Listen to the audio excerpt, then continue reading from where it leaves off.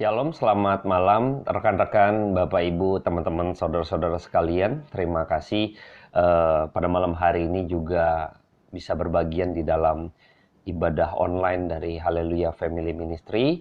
Pada malam hari ini kembali kita dipertemukan dengan kebenaran yang hidup, yaitu perkataan Allah, firman Allah, yang boleh kita dengar pada malam hari ini melalui ibadah online Haleluya Family Ministry. Dan pada malam hari ini saya akan coba membagikan mengenai gada dan tongkat daripada seorang gembala yang diambil dari Mazmur 23 yang sangat populer.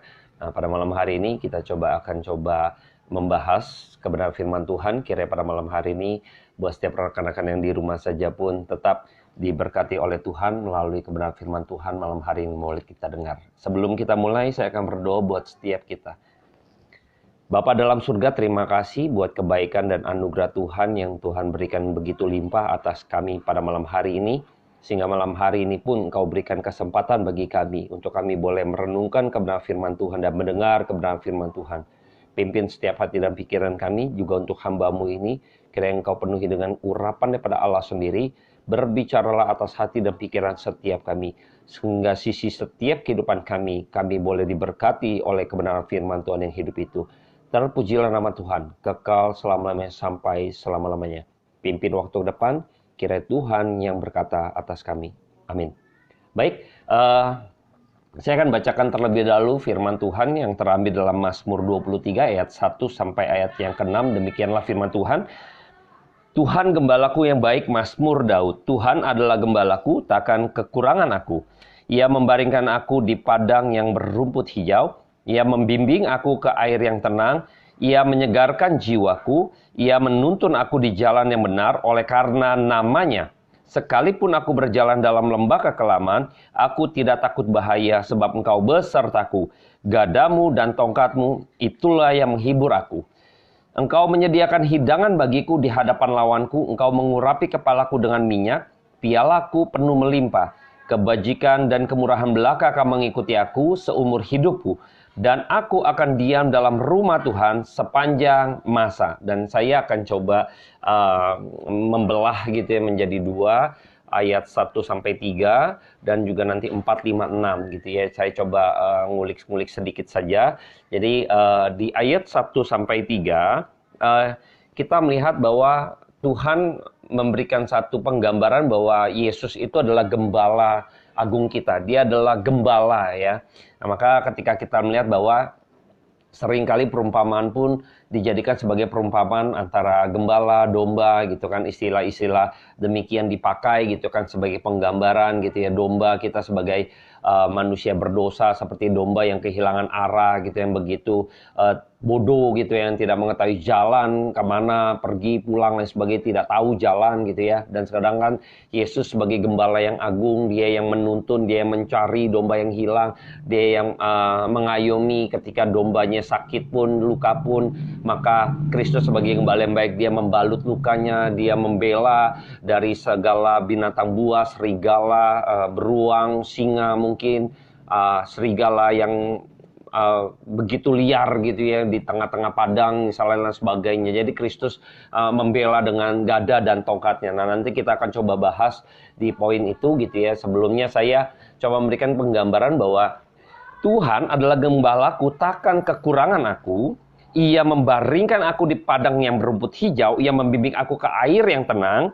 Ia menyegarkan jiwaku. Ia menuntun aku di jalan yang benar oleh karena namanya. Nah, saya mau ini bagian daripada hal rohani sebenarnya. Jadi seringkali orang kepada hal-hal jasmani ya. Jadi pengupasannya hanya hal-hal jasmania. Ke padang rumput yang hijau kamu akan diberkati oleh Tuhan, usahamu akan lancar dan lain sebagainya. Saya nggak mau bicarakan di sisi tersebut. Saya akan membahas di sisi rohani. Jadi ketika jiwa manusia yang berdosa ini adalah jiwa yang begitu hampa, jiwa yang sudah hilang, jiwa yang begitu kosong. Maka ketika sama seperti domba berada di tengah-tengah hutan yang begitu gelap, dan di tengah-tengah hutan yang begitu dia tidak tahu ini di mana gitu ya, dia mencari jalan yang dia tidak tahu arahnya, maka domba itu penuh dengan satu kecemasan, domba itu penuh dengan satu kekhawatiran begitu rupa, ada satu ketakutan yang terus membayang-bayangi domba tersebut. Jadi di tengah-tengah kegelapan itu tidak ada satu kepastian, maka seperti jiwa orang berdosa yang ketika sudah berdosa, maka di dalam hidup manusia berdosa ini, maka mereka sedang menuju kebinasaan. Maka ketika kita tahu bahwa Tuhan Yesus harus datang turun ke dalam dunia ini untuk mencari kita, sebagai Dia adalah gembala yang mencari kita yang terhilang. Kita seperti domba-dombanya. Maka pada waktu itu Kristus harus mati di atas kayu salib. Dia penggambaran domba gitu ya, yang harusnya mati gitu kan. Ketika kita tahu Yesus yang tidak berdosa harus menanggung dosa begitu rupa, makanya ketakutan pun kita terlihat bahwa pada waktu Yesus bergumul di taman Getsemani, maka kita tahu, maka peluhnya itu seperti titikan darah. Begitu merasakan bahwa sesaat lagi gitu kan Kristus harus berpisah dari Allah oleh karena dosa gitu ya, ditinggalkan oleh Allah Bapa gitu oleh karena dosa gitu. Jadi ketika kita tahu bagaimana manusia berdosa ini, yang di dalam hidup yang kita jalani sebagai manusia berdosa, sesungguhnya kita penuh dengan kekhawatiran hidup yang begitu cemas begitu, karena kita ini menuju kepada kebinasaan, bisa kebayang. Maka kita yang hidup saat ini yang belum percaya kepada Kristus, maka kita seperti domba yang siap disembelih, yang siap kapan saja akan dibinasakan. Kebayang? Nah, pada waktu Kristus di Taman Getsemani, Dia bergumul begitu rupa, kita tahu bahwa Kristus yang tidak berdosa gitu ya, harus menanggung begitu berat siksaan, begitu harus menanggung beban yang begitu berat gitu kan. Jadi ketika Kristus harus dicambuk gitu kan, Dia harus mengalami satu siksaan-siksaan gitu, didera begitu rupa, divonis dengan ketidakadilan dan lain sebagainya, harus dialami. Dia satu penggambaran kita sebagai domba yang tersesat, kita yang sudah siap untuk dibinasakan, kita yang sudah siap untuk disembelih. Sama seperti Kristus ketika Dia berjalan menyelusuri, seperti orang mengatakan bahwa jalan salib gitu yang menuju Golgota. Seharusnya kitalah yang harus demikian, yang harus binasa oleh karena dosa kita. Nah, pada waktu kita tahu bahwa manusia berdosa itu mengalami satu kekosongan jiwanya, maka pada waktu itu manusia berdosa di dalam ketakutannya itu, kecemasannya itu, mereka membuat satu kebenaran-kebenaran sendiri, mereka mendirikan kebenaran-kebenaran sendiri, mereka mendirikan agama gitu sebagai pegangan mereka, karena rasa takut itu tidak ada kepastian dalam hidup. Maka dia mencoba untuk mendirikan satu pegangan dan landasan yang mungkin disebut agama, sebagai landasan untuk dia berpegang. Ada satu kepastian bahwa saya akan menuju kemana. Tetapi sia-sia apa yang didirikan oleh manusia berdosa. Sebenarnya dasar daripada waktu mereka membuat itu, pegangan itu adalah sesuatu yang sebenarnya percuma, omong kosong dan kesia-siaan. Tetapi karena tidak ada pegangan, maka dia mencoba mendirikan kebenaran dan dia pegang kebenarannya sendiri. Karena kosong sebenarnya jiwanya. Minta satu kepastian yang sebenarnya tidak pasti juga. Tetapi paling tidak gitu ya. Ini seperti orang mendirikan satu kebenaran yang bohong. Sebenarnya mereka membohongi dirinya sendiri gitu ya. Ya itulah manusia berdosa.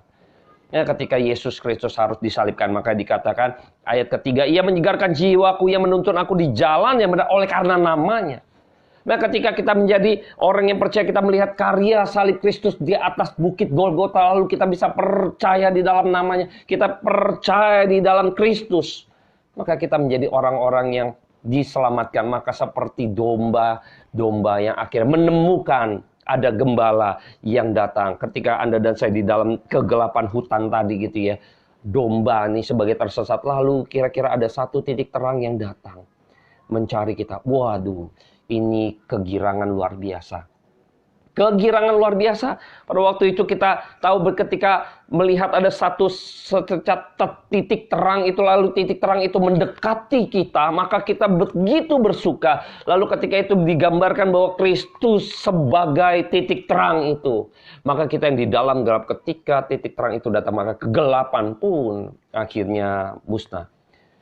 Nah, kita tahu bahwa Kristus mati menebus hidup kita sampai maut tidak bisa mengalahkannya gitu ya.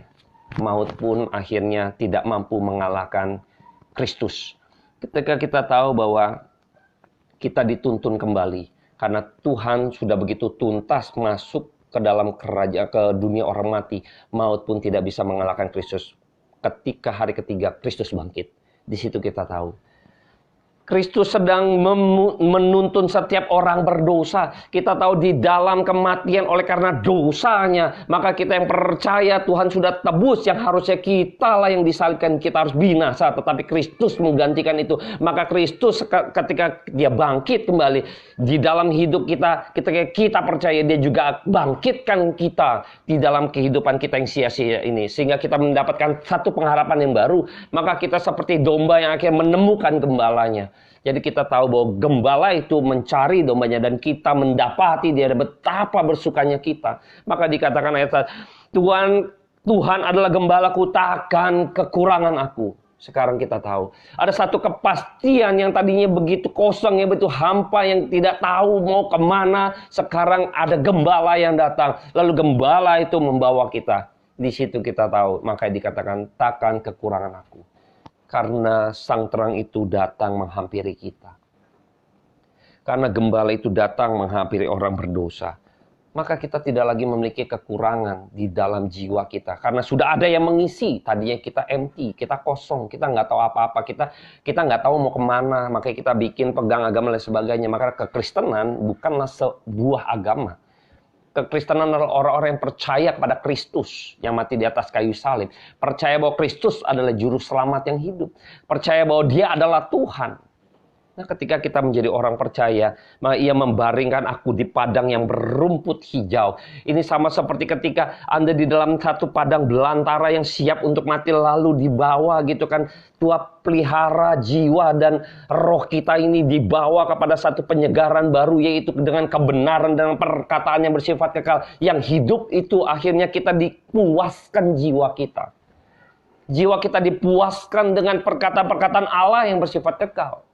Yang tadi kita nggak mengerti dan kita begitu kosong jiwa kita. Tapi jiwa manusia pada waktu itu diisi dengan kebenaran dan pengetahuan akan kebenaran. Maka jiwa itu mengalami satu sukacita. Seperti domba yang dibawa ke padang rumput yang hijau. Air yang begitu tenang. Maka jiwa kita begitu tenang. Karena kita mengerti. Manusia itu ada sisi di mana yang tidak kelihatan. Yaitu sisi di mana manusia diisi dengan kejiwaannya gitu ya. Jiwanya biasa kosong, lalu orang dunia itu mengisi dengan kegirangan-kegirangan dunia, mungkin dengan drugs, dengan obat ya, dengan hal-hal duniawi lah ya, mungkin ke diskotik, dengan hal-hal yang aneh-aneh gitu ya, dengan seks bebas dan lain sebagainya gitu ya, untuk mengisi, padahal mereka kekosongan gitu. Jadi mereka butuh diisi gitu kan, tapi seringkali mengisi dengan hal-hal yang akhirnya mendirect mereka kepada satu kegelapan gitu ya, yang belum percaya kepada Kristus. Ketika kita yang sudah diselamatkan, maka jiwa kita diisi oleh kebenaran-kebenaran, maka pengertian kita ini makin dipuaskan oleh kebenaran itu sendiri. Karena ada bagian daripada yang tidak kelihatan itu, bagian daripada roh jiwa kita ini diisi penuh. Maka kita bersuka cita, sama seperti domba, akhirnya mendapat makanan yang begitu real di dalam jiwa kita, yaitu perkataan Allah yang hidup itu. Nah, kita bersyukur sampai hari ini firman Tuhan itu sebagai makanan bagi setiap kita orang yang percaya, sehingga jiwa kita boleh diisi, jiwa kita boleh dipuaskan oleh kebenaran, sehingga kita mengerti, mengenal Kristus yang bersifat kekal tadi. Maka kita memiliki unsur kekekalan, yaitu jiwa atau roh itu yang bersifat kekekalan, maka harus diisi yang juga bersifat kekekalan. Apa itu? Perkataan Allah. Itu firman Tuhan. Maka jiwa seseorang ini bersifat kekal, tidak mungkin diisi oleh sifat yang sementara. Ini yang bersifat temporer ini udah, yang kemarin saya sudah pernah bahas bagaimana ketika sesuatu yang organik itu harus disiram dengan sesuatu yang organik gitu ya. Jadi ketika kita menanam satu tanaman, makanya harus disiram dengan sesuatu, dipupuki dengan hal yang organik. Nah, jiwa kita, roh ini adalah bersifat kekal, maka kita harus diisi oleh yang bersifat kekal tadi. Nah, sedangkan manusia, orang-orang yang belum percaya, orang-orang dunia ini, mereka jiwa ini kan bersifat kekal. Mereka mengisi dengan sesuatu yang sifatnya duniawi atau sementara, jasmani dan sebagainya. Maka tidak pernah mungkin jiwa ini yang bersifat kekal tadi tidak akan pernah mungkin dapat dipuaskan. Maka kita tahu bahwa sebagai domba, ketika kita tahu gembala yang agung ini mendapati kita, menemukan kita kembali, maka gembala yang agung ini, Yesus Kristus, membawa kepada kita untuk diisi dengan hal yang bersifat kekal. Karena jiwa roh kita itu bersifat kekal. Makanya saya berharap kita terus memikirkan hal-hal yang bersifat intangible tadi, yang nggak kelihatan, yang berada di dalam gitu ya. Saya pernah bahas juga, itu yang jauh lebih penting harus menjadi pergumulan kita. Bagaimana sekarang Tuhan memelihara setiap umat percaya. Sekarang ketika domba-dombanya didapati oleh gembala itu, wah, bersukacitalah domba itu. Dan Anda dan saya bersyukur hari ini jiwa kita terus disirami dengan yang bersifat kekal. Karena jiwa kita akan terus haus akan yang bersifat kekal. Karena jiwa ini bersifat kekal, maka dia akan terus mencari dan mencari. Nah, kalau jiwa yang bersifat kekal ini tidak akan pernah dipuaskan dengan hal-hal yang sifat sementara, maka harus diisi dengan yang juga bersifat kekal, yaitu firman Allah, perkataan Allah yang hidup, perkataan Yesus Kristus yang tertulis dalam firman-Nya, yang mengajar kita, menuntun kita melalui karya Roh Kudus-Nya, terus menuntun setiap kita, memuaskan jiwa kita. Nah, ini perlu kita renungkan baik-baik, teman-teman. Jadi ketika kita melihat bahwa kita sebagai pribadi-pribadi yang sudah diselamatkan seperti domba yang akhirnya hilang terus kembali, boleh ditemukan oleh gembala yang agung yang mencari kita yang hilang ini, maka kita harusnya bersukacita karena kita disegarkan, kita dibawa kepada rumput yang hijau dan air yang tenang. Sekalipun gitu ya. Nah, sekarang kita baca di ayat keempat sampai ke-6, saya akan ulangi lagi. Sekalipun aku berjalan dalam lembah kekelaman, aku tidak takut bahaya. Sebab engkau besertaku, gadamu dan tongkatmu itulah yang menghibur aku. Engkau menyediakan hidangan bagiku di hadapan lawanku. Engkau mengurapi kepalaku dengan minyak, pialaku penuh melimpah. Kebajikan dan kemurahan belaka akan mengikuti aku seumur hidupku. Dan aku akan diam dalam rumah Tuhan sepanjang masa. Kita lihat bahwa kita yang sudah diselamatkan tapi tetap berada di dalam dunia ini gitu ya, sama seperti domba berada di tengah-tengah serigala gitu ya. Kita belum masuk di dalam kerajaan yang kekal, kerajaan surga, tapi dalam kepercayaan, dalam iman kita waktu percaya pun kita masih di dalam dunia ini yang begitu banyak sekali jebakan-jebakan, yang banyak sekali orang-orang yang ingin memangsa kita, yang banyak sekali seperti serigala-serigala yang begitu liar, yang siap untuk menerkam setiap orang percaya. Banyak sekali tantangan dunia saat ini, wah, begitu jahatnya gitu kan. Hari lepas hari makin jahat. Maka kita berada masih di tengah-tengah dunia yang begitu jahat. Tapi Tuhan bilang, sekalipun aku berjalan dalam lembah kekelaman, aku tidak takut bahaya. Ini ketika ini kita tahu bahwa ada gembala yang agung itu. Kita tahu bahwa kita sudah menemukan ini, bahwa ketika gembala ini begitu rupa menemukan kita mendapati dalam satu kawanan, dalam satu gembala yang agung ini yang begitu luar biasa menjaga setiap domba-dombanya, maka kita nggak akan takut lagi karena kita tahu gembala ini. Kita tahu Kristus sudah mati di atas menanggung hidup saya. Harusnya saya mati, maka dia menggantikan dia. Makanya ketika menemukan satu mangsa, maka dia berkorban untuk bahkan nyawanya sendiri. Dia rela untuk dikorbankan. Nah, ini menjadi satu ketenangan jiwa kita. Kita menjadi comfort begitu rupa karena kita memiliki gembala yang begitu mau rela mati buat hidup saya.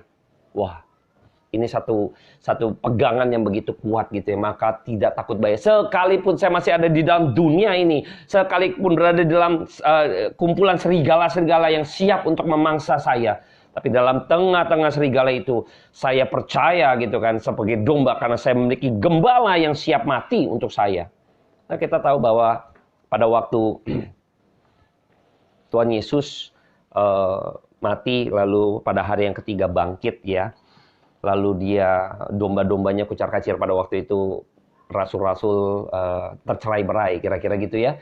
Jadi pada waktu itu Tuhan menampakkan diri. Lalu dia sebenarnya sedang mengembalakan kembali untuk menguatkan, mengumpulkan kembali kawanan-kawanan yang sudah tercerai-berai tadi untuk kembali dikumpulkan dalam satu kawanan gitu ya. Tuhan Yesus di situ mengajar kembali, menguatkan, meneguhkan, yang lemah iman dikuatkan, terus dikonfirmasi supaya imannya makin mantap, makin mantap. Nah, pada waktu Tuhan Yesus harus naik ke atas surga, dia menjanjikan satu penghibur. Disitulah janji Tuhan turun ketika Roh Kudus harus turun gitu ya, diturunkan di hari Pentakosta. Pada waktu itu kita bisa melihat bahwa bagaimana Tuhan, pemeliharaan Tuhan, penuntunan daripada Tuhan begitu nyata. Dia harus kembali ke rumah Bapa gitu ya. Dia yang menyediakan tempat buat kita. Tapi pada waktu dia menyediakan tempat buat kita, maka dia pun tetap menjaga kita melalui Roh Kudus yang diutusnya untuk memelihara dan menuntun kita sebagai oknum ketiga daripada Allah yang menuntun dan menggembalakan kita. Kita bersyukur. Maka di tengah-tengah sekalipun aku berjalan dalam lembah kekelaman, maka pada waktu itu rasul-rasul begitu juga ketakutan, tapi begitu Roh Kudus dicurahkan, mereka begitu berani keluar untuk memberitakan Injil, berani tampil untuk menyuarakan kebenaran. Nggak takut lagi, sama seperti kita saat ini. Dunia yang begitu sekarang digonjang-ganjing gitu kan. Tapi kita, karena kita tahu, kita punya kepastian dia adalah gembala yang agung, kita percaya di dalam Kristus dan Roh Kudus ada di dalam saya, maka dia akan menuntun saya, dia akan memberikan penghiburan bagi saya. Lihat nanti cara Tuhan bagaimana membela hidup Anda dan saya dalam pergumulanmu yang sementara ini. Tuhan pasti pelihara. Terlebih lagi, sebenarnya sisi imanmu Tuhan sedang pelihara melalui apa? Live streaming seperti ini. Melalui apa? Pendengaran akan firman Tuhan, pembacaan kebenaran firman Tuhan. Dia sedang pelihara imanmu, dia sedang ingatkan, hari ini pun engkau sedang diingatkan melalui firman-Nya bahwa akulah gembala yang agung itu. Aku yang memelihara imanmu supaya imanmu jangan gugur, supaya engkau memiliki satu pengharapan apapun pergumulanmu dalam hidup ini, entah ekonomi yang begitu sulit, entah itu sekarang lagi masa-masa sulit ekonomi, pekerjaan gitu kan, kehilangan pekerjaan, bergumul untuk hal-hal lain yang bersifat jasmani. Jangan sampai engkau begitu rentan gitu, engkau begitu hancur seperti tidak memiliki pengharapan. Yang penting imanmu itu ada, percaya akan kepada pengharapan dalam Kristus. Lihat bagaimana Tuhan akan menolong kamu. Kita percaya itu, jangan sampai iman kita yang gugur dulu. Karena hal-hal jasmani, lihat nanti bagaimana cara Tuhan pelihara dan Tuhan bukakan jalan. Ya. Ya, ketika kita bisa melihat bahwa gada dan tongkatmu. Nah, ini saya masuk kepada gada dan tongkatmu, itu yang menghibur aku. Seringkali orang menerjemahkan tahu maaf Bapak Ibu, rekan-rekan semua, saya agak batuk gitu ya, sedikit batuk. Ketika kita tahu bahwa manusia ini yang sudah di dalam kawanan gitu ya, Tuhan pelihara, lalu Tuhan bilang gini, dia sebagai gembala, gadamu dan tongkatmu itu yang menghibur aku. Seringkali kita lupa gitu, ini punya mindset yang berbeda. Nah, hari ini saya coba luruskan gitu ya, supaya kita memiliki kerangka berpikir yang benar. Yang pertama, gada dan tongkat itu selalu dua alat ini, properti ini dipakai oleh seorang gembala yang dibawahkan. Yang pertama gada. Gada itu lebih pendek, lebih besar gitu ya, tapi ukurannya tidak terlalu panjang gitu ya. Nah, biasanya dia dipakai untuk memukul daripada pemangsa-pemangsa. Misalnya ketika gembala mengawal dombanya, lalu ada pemangsa ketika domba-dombanya sedang makan rumput, lalu di situ misalnya ada lihat serigala yang siap makan, maka dia akan siapkan gada, dia akan maju, dia akan pukul serigala tersebut, beruang tersebut atau pemangsa tersebut. Maka gada itu yang akan dipakai untuk menghancurkan atau mengalahkan dari si pemangsa tadi. Maka domba-domba tetap tenang gitu ya. Nah, kita demen tuh pakai gada gitu ya. Nanti saya akan jelaskan lagi. Nah, pada waktu tongkat gitu ya. Tongkat adalah alat yang biasa juga dibawa atau dipegang oleh gembala gitu ya. Dia lebih panjang gitu ya, seperti di ujungnya ada lengkungan gitu kan, seperti tanda tanya gitu untuk pegang. Itu biasanya untuk kalau misalnya lehernya si domba menceng, jadi lehernya ditarik gitu ya. Terus kalau misalnya agak panjang kaki mau jatuh, maka pakai yang lengkung tadi diluruskan kembali supaya tidak terjatuh gitu ya. Dan seringkali orang lupa bahwa tongkat itu pun bisa untuk memukul domba ketika dia menyimpang ke kiri atau ke kanan. Ketika domba sudah jalannya menyimpang ke kiri atau ke kanan, maka dia akan pukul pantat daripada domba itu, maka domba itu akan kembali ke jalan yang benar gitu. Nah, seringkali orang lihatnya pengen gadahnya Tuhan. Maksudnya pengen Tuhan, wah menang gitu kan, seneng gitu kan, lihat Tuhan buka jalan gitu, lain sebagainya. Ini kadang kita suka yang gadah seperti itu. Di dalam kerohanian itu sebenarnya Tuhan sudah mengalahkan maut ketika Kristus mati di atas kayu salib, dan Kristus mati dan akhirnya bangkit pada hari yang ketiga. Dia sudah mengalahkan maut. Disitulah gadanya gitu kan. Kita udah mendapat jaminan bahwa hidup Anda dan saya sekarang berada di dalam satu apa? Satu kepastian, yaitu kita tidak menuju kepada kebinasaan, tetapi menuju kepada hidup yang benar, menuju kepada hidup yang kekal. Nah, ini satu kepastian bahwa gada itu yang Tuhan sudah kalahkan maut. Maka kita memperoleh hidup yang kekal itu. Makanya kita nggak worry di sini. Tapi seringkali kita nggak mau tongkatnya Tuhan. Kita mau gadanya Tuhan, kita mau hidup yang diberikan, yang dijanjikan oleh Tuhan kepada kita. Tapi seringkali kita nggak mau waktu Tuhan juga menyatakan hukumnya gitu kan. Waktu dia pukul kita melalui tongkatnya gitu ya, yang menuntun kita. Seringkali kita maunya gada pembelaan gitu ya. Pembelaan, Tuhan bela saya, Tuhan bela saya. Kita paling demen Tuhan bela. Tapi kita paling tidak mau Tuhan hukum kita. Padahal hukum Tuhan itu cara Tuhan bela kita, ya. Jadi kadang seringkali punya persepsi yang salah. Jadi pada kesempatan ini saya coba uraikan sedikit, harap bisa menjelaskan kerangka berpikir kita gini. Ketika Anda dan saya percaya gada dan tongkat ya, itu penggambaran bahwa kasih Allah dan juga kasih Allah itu bukan berarti tidak memberi hukuman. Jadi seringkali orang maunya dengar yang kasih, tadi yang gada, pembelaan, pembenaran, dibenarkan karena iman dan lain sebagainya. Tapi kita nggak mau tuh misalnya Tuhan hukum. Kok Tuhan hukum? Berarti Tuhan nggak mengasihi kita kalau Tuhan hukum gitu. Kita nggak suka. Yang waktu dipukul Tuhan gitu, pakai tongkatnya pukul kita nggak suka gitu. Jadi kita maunya seperti kasih ya, apa yang kita doakan, yang kita gumulkan, Tuhan dengar lalu Tuhan kasihkan, Tuhan berikan, kasih, terus apa yang kita mau. Apakah itu benar kasih? Saya coba kasih analogi, Anda dan saya sebagai orang tua, lalu ketika itu anak saya sakit, lalu dia minta satu jajanan gitu ya.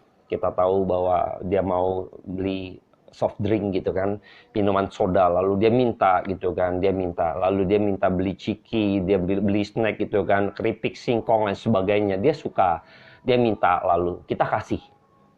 Apakah Anda dan saya mau kasih? Kita nggak kasih. Justru waktu kita tidak kasih, justru kita mengasihi dia. Tapi si anak ini nggak memandang itu, kita mengasihi dia malah papa jahat gitu ya. Papa jahat gitu kan. Papa tidak mengasihi saya, bohong, papa mengasihi saya. Justru kalau saya mengasihi kamu, kalau saya kasih soft drink yang kamu minta tadi, snack yang kamu minta tadi, kerupuk yang kamu minta tadi, justru papa menunjukkan papa tidak mengasihi kamu. Tapi anak ini tidak terima. Ini bahasanya kan jadi berbeda gitu ya.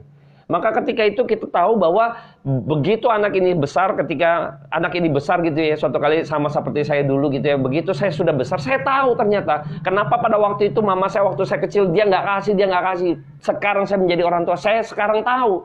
Justru ketika mama saya mengatakan tidak boleh, bahkan dia pukul saya waktu saya harus menerima hukuman gitu kan, dia pukul begitu ruas. Saya tahu ketika tugas saya nggak beres, dia pukul, dia sobek, dia ganti lagi. Saya tahu di situ dia sedang mendidik saya. Justru dia mengasihi saya. Kalau enggak, saya nggak bisa menjadi orang yang mungkin memiliki satu kedisiplinan, memiliki satu komitmen dan konsistensi. Kalau saya tidak didik, udah nggak bisa, ya udah biarin gitu kan. Udah males, nggak mau ngerjain, udah biarin. Sepertinya kalau kayak begitu justru orang tua yang kayak gitu justru nggak mengasihi, ya. Jadi ketika kita bicara kasih, maka di situ juga ada unsur di mana Tuhan juga memberikan hukumnya. Jadi ketika Tuhan bicara kasih, maka ketika engkau tidak benar, maka Tuhan harus membenarkan dengan cara menghukum kamu, memberikan hukuman atas setiap kita. Itu caranya Tuhan mengasihi, sama seperti Anda dan saya begitu mengasihi gitu kan anak kita ketika dia mengerjakan tugas. Lalu karena kita mengasihi dia, maka ketika dia asal-asalan, maka kita akan memberi hukuman buat dia. Itu cara kita mengasihi dia. Tapi seringkali orang-orang Kristen tidak mau terima ketika Tuhan didik kita begitu rupa supaya kita berada di dalam jalannya sama seperti domba ketika sudah menyimpang ke kiri atau kanan, maka domba itu dipukul oleh gembalanya melalui tongkatnya. Itu cara gembala mengasihi dombanya. Nah, seringkali kita orang-orang yang masih Kristen ini Kristen kecil gitu ya, anak-anak kecil yang begitu cengeng gitu, yang begitu akhirnya kita tidak bisa menerima. Kita pengen punya mindset bahwa Tuhan mengasihi kita, apa yang kita gumulkan, apa yang kita doakan lalu pasti harus terjadi. Yang kita minta belum tentu membawa kita kepada satu kebaikan atau kebenaran, masuk di dalam kebenaran, belum tentu. Ketika Anda dan saya berdoa, bergumul gitu kan, untuk segala sesuatu misalnya, jangan-jangan itu akan membawa kamu, mencelakakan kamu, membuat kamu makin jauh daripada Tuhan. Itu bisa saja. Ketika Anda dan saya bergumul gitu ya, minta mobil misalnya.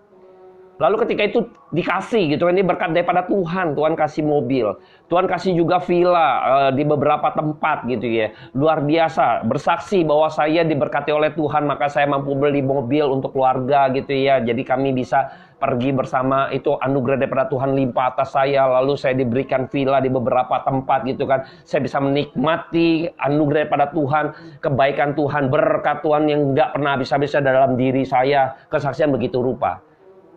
Begitu kita weekend, minggu, dan sebagainya, kita pergi menikmati puncak, misal villa-villa di Bandung mungkin gitu ya.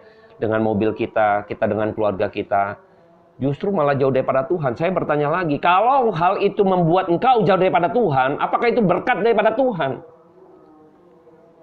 Kalau engkau malah jauh daripada Tuhan, pikir kembali, renungkan kembali, apakah itu berkat daripada Tuhan?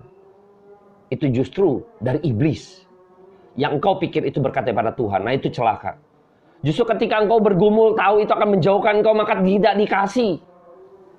Engkau merengek-rengek gitu kan. Justru di dalam kesesakan, justru di dalam mungkin ketika dalam kesusahanmu engkau bergumul begitu rupa. Justru itu jangan-jangan berkat Tuhan, karena engkau bergumul terus, berdoa, berharap pada Tuhan supaya nggak sakit, supaya dijauhkan dari sakit penyakit. Engkau bergumul begitu rupa ketika orang tuamu mungkin sakit, mungkin istri atau suamimu sakit, engkau berdoa begitu rupa. Itu jangan-jangan berkat Tuhan. Tuhan kasih penyakit, lalu engkau bergumul begitu rupa. Tuhan nikmati hidupmu begitu erat. Engkau berpegang padaku. Tapi begitu engkau dan saya mendapat mobil, punya villa di mana-mana, jangan-jangan buat kita jauh daripada Tuhan. Apakah itu berkat Tuhan? Pikir kembali. Makanya seringkali kita punya salah persepsi. Bukan berarti orang Kristen nggak boleh punya villa, nggak punya mobil, bukan berarti begitu ya. Ini saya kasih penggambaran aja. Anda dan saya renungkan baik-baik. Jikalau engkau diberi kesempatan, mungkin menikmati anugerah daripada Tuhan melalui berkat secara jasmani, engkau pikir baik-baik. Jikalau itu daripada Tuhan, maka engkau juga akan memberikannya buat kepada Tuhan lebih limpah. Kan itu dari Tuhan. Konfirmasikan itu. Ya kan? Nah, sekarang kita renungkan baik-baik. Nah, seringkali orang menganggap gadah dan tongkat itu juga salah persepsi. Jadi, seringkali kita tidak mau, kita maunya bela Tuhan, pembelaan Tuhan. Kita seringkali malah menjadikan kalau Tuhan, apa yang kita gumulkan, yang kita doakan, imani saja nanti terjadi dan sebagainya. It's okay, nanti saya nggak bahas bagian itu gitu kan. Orang salah persepsi. Ini seperti kita Aladin dengan jinnya. Your wish is my command. Waduh. Permintaanku adalah perintah bagiku, aku akan jalankan itu, akan digenapi. Waduh, ini kita memposisikan Tuhan sebagai jin dalam Aladin, dalam lampu wasiat, kita gesek-gesek, dia keluar gitu kan. Apa permintaanmu? Kan gitu kan. Ini bahaya. Saya tidak mau kita semua memiliki persepsi yang demikian.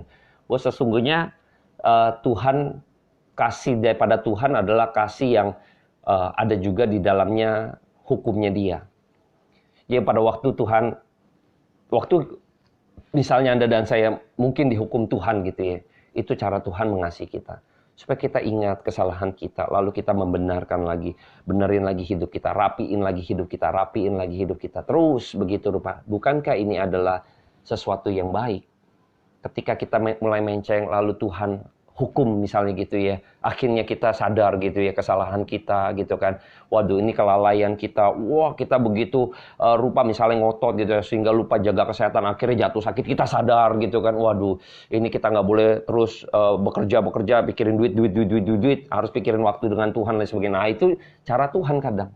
Justru itulah yang Tuhan tuntut. Kadang Tuhan harus pukul demikian, karena justru itu yang membuat kita tanda bahwa Tuhan mengasihi saya. Kalau misalnya Anda dan saya udah salah, didiamkan. Kita nggak sayang tuh orang sebenarnya.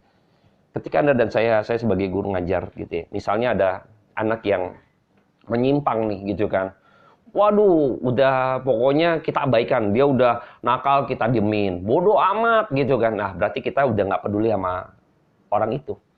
Biarin aja dia mau lulus kayak nggak lulus, biarin aja. Tapi ketika kita mengasihi dia, pasti kita akan panggil dia, kita akan tegur dia, kita akan sebut nama dia, dan akan panggil maju, dan kita akan beri hukuman. Itu tanda kita mengasihi anak itu. Sama seperti Tuhan, justru celakalah kalau Anda dan saya, akhirnya ketika Anda dan saya salah, lalu Anda dan saya gitu ya, Tuhan biarin gitu kan, kita dalam kesalahan, Tuhan nggak tegur, itu dalam pembiaran Tuhan. Hati-hati. Sama seperti guru, anak wah nakal, badung, rese, mau terserah dia, nggak kerjain tugas, terus kita abaikan gitu kan. Kita tetap ngelayanin orang-orang yang lain, siswa-siswa yang lain. Terus anak itu berisik gitu kan, didiemin aja, udah biarin nama tuh guru. Sebenarnya sedang diabaikan, itu celaka. Itu anak itu sedang tidak dikasihi sebenarnya. Karena tidak diperhatikan, bodoh amat. Waktu Tuhan memperhatikan kita, waktu kita salah, justru Tuhan berikan, itu tandanya Tuhan benar-benar memperhatikan kita. Dan saya harus pikir ini baik-baik. Jadi supaya kita punya mindset yang benar. Ketika hari ini nih, mungkin Anda dan saya gitu ya, merenung baik-baik apa yang terjadi belakangan ini dalam hidup kita. Minta ampun sama Tuhan, boleh. Oke, Tuhan sadarkan saya akan kesalahan saya. Lalu kita berdoa minta ampun. Di situ cara Tuhan. Tuhan ingin kita kembali kepada jalannya. Tuhan ingin kembali mengembalikan kita kepada track-nya dia. Kepada kehendaknya dia. Kepada skenario-nya dia. Kepada jalan-jalannya dia. Kita harus ikuti jalan-jalan dia. Mengikuti gembala. Terus yang menggembalakan kita. Kita bersyukur. Seharusnya kita adalah orang-orang yang bersyukur ketika kita menyimpang lalu kita dipukul sama Tuhan gitu ya. Tuhan melakukan hukumnya gitu ya, lalu kita ditegur gitu misalnya gitu kan, akhirnya kita kembali ke jalan. Kita harus bersyukur karena hal ini. Karena kalau tidak demikian, jangan-jangan kita bukan masuk dalam kawanannya. Bahaya, celaka kita. Kita bersyukur kalau kita ditegur akan dosa kita mungkin. Makanya Tuhan jatuhkan hukuman misalnya gitu ya. Saya tidak tahu pergumulan Anda dan saya, kita punya pergumulan berbeda, tapi kebenaran firman Tuhan memiliki prinsip yang sama, yaitu apa? Gadah dan tongkatmu itu yang menghibur aku. Jadi waktu Tuhan menyatakan kasih-Nya, dia juga menyatakan hukumnya. Hal ini ada di dalam kasih Allah. Kasih Allah bukan kasih, bukan demikian. Kasih Allah kasih yang mendidik. Kasih Allah kasih yang juga memberi hukum. Ketika dia memberi hukum, dia nyatakan kasih. Saya ambil satu review ya. Flashback, mengingat kembali pada waktu Adam dan Hawa jatuh dalam dosa, Tuhan hukum, ya kan? Tuhan hukum Hawa, Tuhan hukum juga ular, dan juga Adam begitu susah berjeri lelah gitu, harus apa yang harus dialami gitu kan? Dia akan begitu kesusahan lah, kira-kira demikian temanya, kesusahan. Pada waktu dihukum Tuhan, justru Adam mampu melihat kasih Allah. Maka ketika itu dia menamai perempuan itu Hawa. Yang artinya apa? Hidup. Hawa itu artinya hidup. Itu memiliki makna hidup gitu ya. Jadi ketika dia tahu nih, harusnya saya mati ketika itu gitu kan. Tuhan memberikan hukuman. Tapi dia lihat di balik hukuman itu, justru dia sadar Tuhan mengasihi saya. Maka dia memberi nama Hawa kepada perempuan itu, yang artinya hidup. Maka pada waktu setelah ayat itu, maka Tuhan memberikan satu simulasi gitu kan, mengambil binatang lalu menyembelih, lalu mengenakan pakaian kepada, membuat pakaian lalu mengenakannya kepada manusia. Itu sebagai penggambaran bahwa Adam mengerti akan kasih Allah. Yang begitu Tuhan hukum, justru di balik hukum itu dia bisa melihat Tuhan mengasihi dia. Maka Tuhan kenakan itu pakaian. Dan disitulah kita melihat keindahan bagi saya luar biasa. Bapa mempersiapkan Kristus buat manusia berdosa. Anda dan saya bersyukur kalau hari ini jiwa kita ini yang kosong diisi kembali oleh perkataan Allah yang hidup itu. Nah, saya pengen setiap kita merenungkan baik-baik. Kita harus seperti pada waktu Adam dihukum Tuhan, dia bisa melihat kasih Allah. Nggak gampang, tapi belajar. minta kepekaan daripada Roh Kudus. Justru di dalam hukuman itu kita bisa melihat kasih Allah. Nah, ini adalah orang-orang yang mengerti akan kebenaran. Maka di dalam setiap yang terjadi yang tidak menyenangkan dalam hidup kita, kita harus bisa melihat kasih Allah di balik itu semua. Kalau Anda mampu begini, saya bersyukur. Berarti firman Tuhan, Roh Kudus menuntun hidup setiap kita. Itu tandanya. Dan saya bersyukur kalau hari ini juga kita kembali disegarkan oleh kebenaran firman Tuhan yang akhirnya kita tahu bahwa Tuhan menyediakan tempat bagi kita di rumah Bapa. Di dalam kesementaraan ini kita dipelihara oleh Tuhan begitu rupa. Di dalam kekekalan kita sudah disediakan tempat, maka yang kita tuju saat ini yang sementara ini terus kita tidak goyah gitu ya. Karena di sini ada kesukacitaan besar di rumah Bapa. Nah, ini yang kita nanti-nantikan ketika kedatangan Kristus kedua kali. Maka saya berharap dalam dunia yang sementara dengan banyak pergumulan, yuk mari, iman kita yang penting. Jangan sampai hilang pengharapan dalam Kristus. Berdoa, mohon ampun daripada Tuhan. Kalau hari ini mungkin Tuhan hukum misalnya, yuk mari, renungkan kembali. Ada kasih Tuhan di balik itu semua. Yuk kita datang kepada Tuhan dan kita mau masuk di dalam rencana Tuhan. Masuk di dalam kembali jalannya Tuhan dan jalurnya Tuhan. Kita bersyukur kalau malam hari ini kita masih bisa dibimbing dan dituntun oleh kebenaran firman Tuhan. Saya berharap malam hari ini Anda semua bisa diberkati oleh kebenaran firman Tuhan.